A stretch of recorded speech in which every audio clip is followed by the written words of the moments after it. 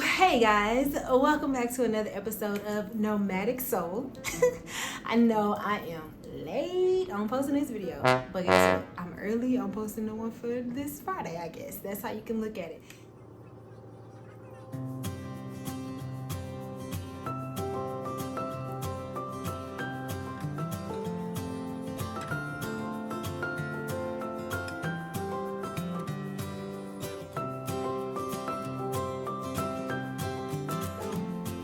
I decided to look up a few different routes and mountains and things like that were going to be close to me. Well, found a lot, but I was like, you know what, this one in Monachil, that one looks great. I think I'm gonna go to that one. So I decided to go. So I looked up, okay, what all do I need to prepare for a hike? Because these ain't no flat pavement like trails, some of the ones that I'm used to. Now I've hiked in other places like Hawaii. I've hiked in California. Of course, I've hiked in Arizona, but I wasn't sure what to expect hiking here. So I was like, okay, what all do I need? So I had 3 things of water. I had a peanut butter sandwich. I had an apple, and I had some chips. And I had my handheld fan. So I'm on my way. I put all my stuff in my backpack. I got on my good hiking shoes that I just bought for my trip. I got on my workout clothes. I'm ready. And mind you, I'm thinking I'm going on this hike by myself. So I'm like, probably 2 hours max, right? Well, first things first. I look up the route to get there. So my GPS, I'm also eating while I'm telling this story because I'm hungry. So my GPS tells me that I have to walk 13 minutes to get to the bus to take me to Monachil. So I'm like, okay, cool. So y'all, I walked 13 minutes to this bus. And at the bus stop, first of all, there's 3 different bus stops in a very close area. And I'm like, okay, I don't know which one to get on, but I know which route I'm supposed to take. So I'm looking at all the different, I'm like, okay, is it this one? No. Is it this one over here? No. Okay, I found it. It's the one in the middle of the street, on the median, basically, in the middle of the street. So I go and I'm looking at the map. I just need to make sure, because what I don't have time for is to be on the wrong bus, because I was trying to get there to hike by a certain time, because they was like, hey, if you go after this time, it's gonna be real hot and it's not gonna be a pleasant hike, right? So I was trying to get there by a certain time. So I see these other 2 people. They're also like, oh, are you going hiking? Are you going to Monachil? And I was like, yeah. And they're like, oh, you're getting on the same bus as us. That's where we're going to. And I was like, oh, bet. So we're standing there. I start talking to them because, baby, I'm not afraid to talk to strangers. I'm going to talk to somebody. So I started talking to them, and I was like, oh, have you guys hiked here before? So we just get to talking, and they're telling me all about their travel experiences, and I'm talking about mine. So we decide we're going to be hiking buddies. So that is how I met Georgia and Simone. Georgia from Australia, Simone from Germany. So we get there, and from the bus stop to Monachil, it's probably about I think it was about a 30-minute ride up. I can't really remember because we was talking and stuff like that. So anyways, first of all, our bus driver got into an argument with another bus driver on the way up, because the one bus driver was at the wrong time at the bus stop, and our bus driver needed to turn around and make a U-turn and all this kind of stuff. So they arguing, full out argument in the middle of the street, arguing with each other. Do I know what they were saying? Absolutely not, because it was Spanish, and it was heated Spanish, which means it was going even faster than regular, right? So anyway, so we finally get up to Monachil, and y'all, Monachil is so pretty. It's like this little city within these walls. But it's like one of those cities where everybody know each other, right? And it's hilly, it's a lot of hills. So all of the houses and the restaurants and all that, it's built on hills, and certain streets are one way in, one way out. It's one way only. And some streets even say you basically cannot even be on the street unless you're a resident. Buses cannot even fit up here, so they actually have to drop you off at the opening, right? Anyways, finally find the route to go. So we're walking, and then it kind of splits. It's like a fork in the road, and we were like, okay, do we go left, do we go right? So Georgia asked a man, and he was like, oh, well, if you go to the left, it'll probably take you about an hour to get up to the top, and then, come back down. If you go to the right, it'll probably take you about an hour and a half to get up, and then you'll get to the top, and then you come back down. So we were like, okay, but the way to the left looked like it was more like streets. And so we were like, let's go to the right. It looks more mountainous. Y'all, so we start hiking. I'm gonna tell y'all right now, we was about 11 minutes into the hike, and I questioned every decision I've ever made in my life. I was like, why am I doing this? Like, oh my God, how long is this hike? When I tell y'all, my thighs were on fire, okay? Because it's like this. It's like a steady incline. It ain't no plateau. It is incline. So y'all, so we start going, right? And I'm like, okay, it's all right. Just got to get your body warmed up. We're going to be fine. And we're going. And then we come to some of those bridges, like those wood, they're like wood across, and they're, like they're wired going this way and they're wood across. So they get longer the more bridges you have to cross. So I wasn't even scared of the bridges. Like, no, I'm like, this is fine. This is okay. Now, let me tell y'all where I started to question myself a second time.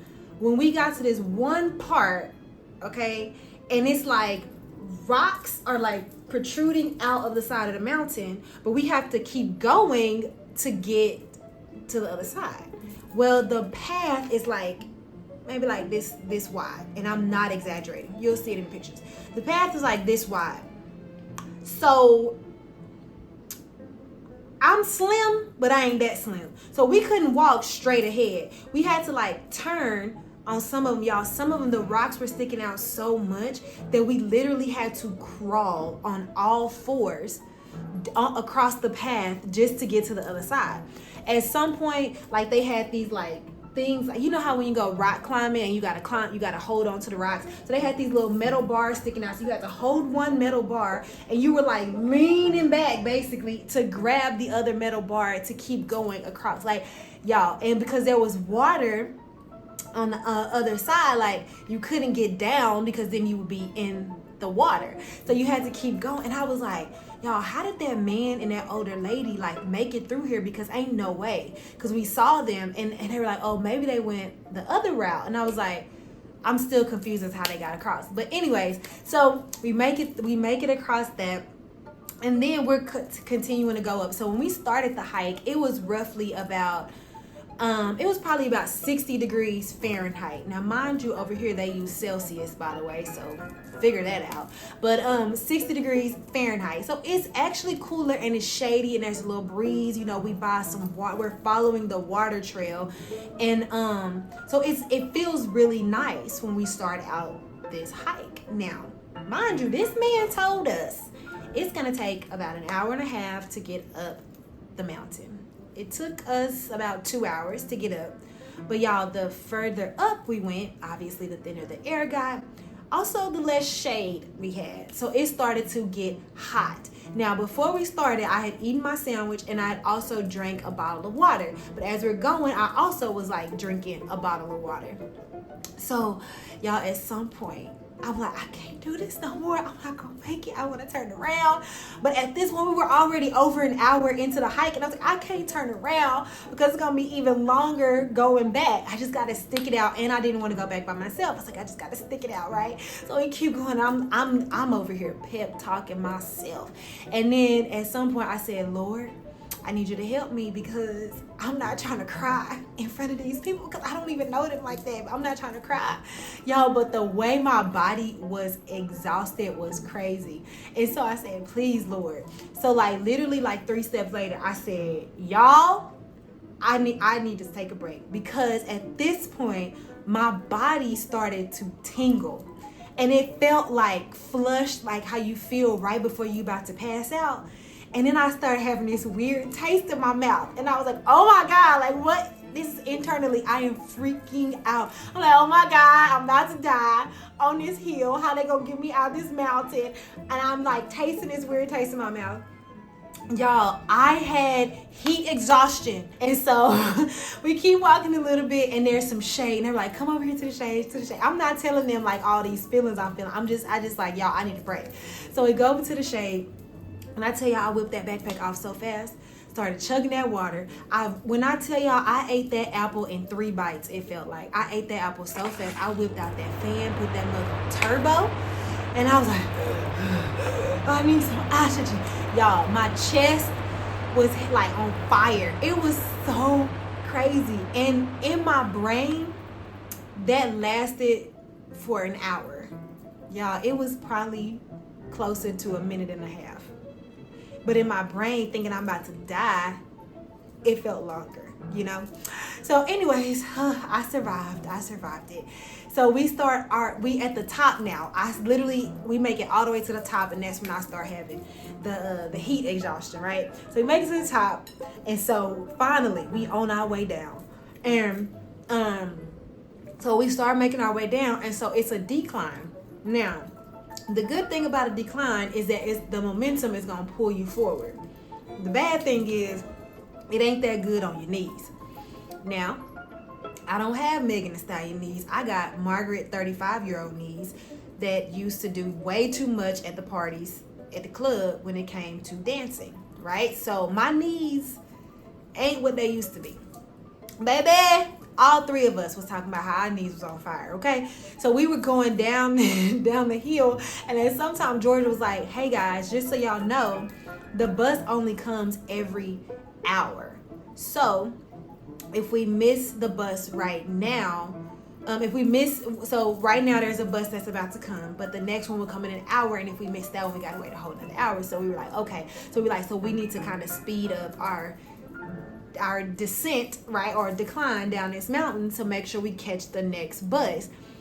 Y'all, so we at some point start to run. And it started off as a light little trot. And then it felt like a full out sprint at some point. And then we were like, okay, we made it to the bottom. We all winded. Even after all of that, we all winded. We make it to the bottom. And we were like, okay, we got about 15 minutes before the bus come. I think we can walk. So we start walking, but I think we got a little too comfortable in our walk. So she was like, I think we need to run again. Y'all, I was like, okay, at this point, I'm like, got to get to the end. So we just take off running. Like, we literally take off running. Again, in the middle of this little city where everybody know each other. So then this little car pulls up, and it's a lady, and she's like, El Autobus. Like, she's asking us, do y'all need the bus? And we're like, yes. So she was like, get in. Y'all, when I tell you, I had no regard for my safety in that moment. I did not care. I did not care if that woman was an ex-murderer. I couldn't breathe, and I couldn't think straight. So guess what? We all hopped in her car.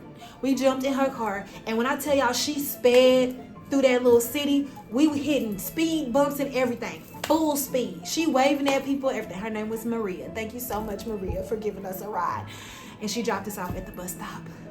Y'all, we got to the bus stop. We had like a minute and 30 seconds to sit down and take a picture because we actually made it all the way through it. Now, I know I gave y'all a lot of stories in there, but I have to say, I cannot not say this. Y'all, this was one of the most beautiful hikes I have ever experienced in my life. This mug was difficult. It was so tough. It was so hard, but it was one of the most beautiful hikes I've ever experienced. The sounds of the water, the birds, the trees like blowing when the wind was blowing, like it was beautiful. The mountains, like just to be inside of the mountains, like, and look around and it's just mountains everywhere.